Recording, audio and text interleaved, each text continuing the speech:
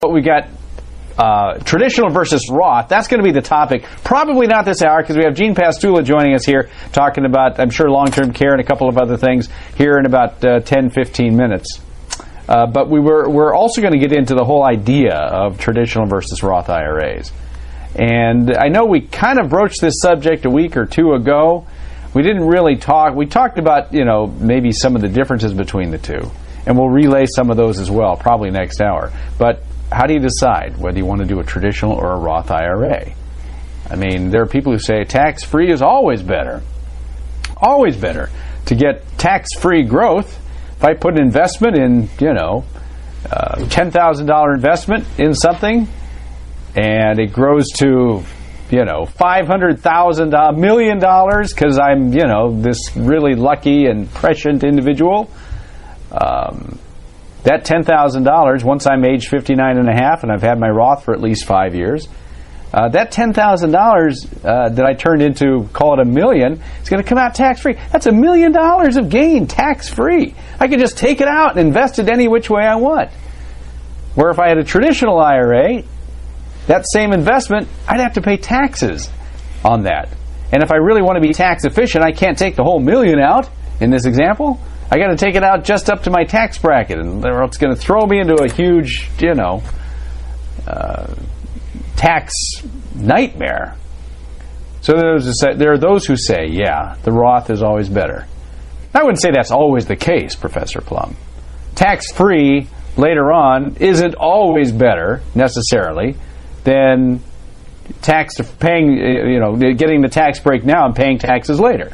Well, there are some people that get started very late in life who just will not have the opportunity to build up a deductible traditional IRA large enough to make it have an impact on their tax bill when they retire.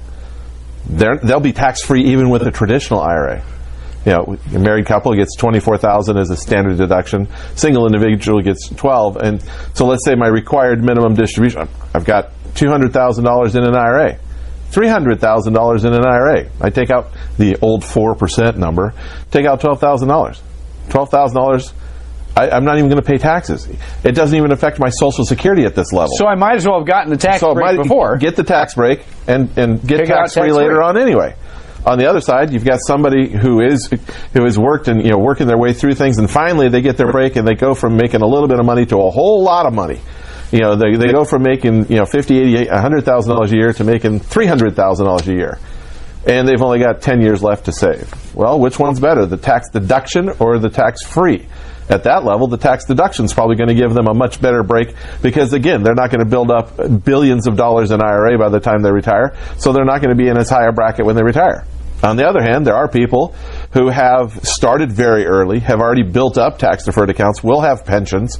I was speaking with somebody last night, and I said, they were asking about conversions and other things. I said, well, if you've got large pensions and you've already built up a lot of tax-deferred money, conversions, even at the bracket you're at now while you're working, may make some sense, but unless otherwise, no. They said, yeah, we've got pensions, yeah, we've got money saved. So they're willing to pay the taxes now, even though they're working, because it's going to be worse when they retire. It's not, everybody doesn't fit into a nice little always do this, always do that thing. And so we have to take a look at what is the cost and what is the benefit. And unfortunately, you have to make some assumptions about the benefit. And you have to you have to actually understand tax law. Oh, no, really? Which very few people do. And unfortunately, not as many advisors as should will actually know it. No, and the thing is, you got to understand tax law as it is now. You won't know what tax law is 20 years from now. No, that's the assumption you have to make. And so you have to sort of just base it on certain assumptions. Now, for the last 20 years, I've been hearing that tax rates are going to be higher in retirement than they are now. I'm still hearing it. Last 30 years. I mean, I've been doing this work for 30 plus years now, and for the entire time that I've been working, mostly with retirees, the mantra from journalists and everything else is tax rates for retirees will be higher than when they were working. I have not seen it for anybody unless they already have pensions as well.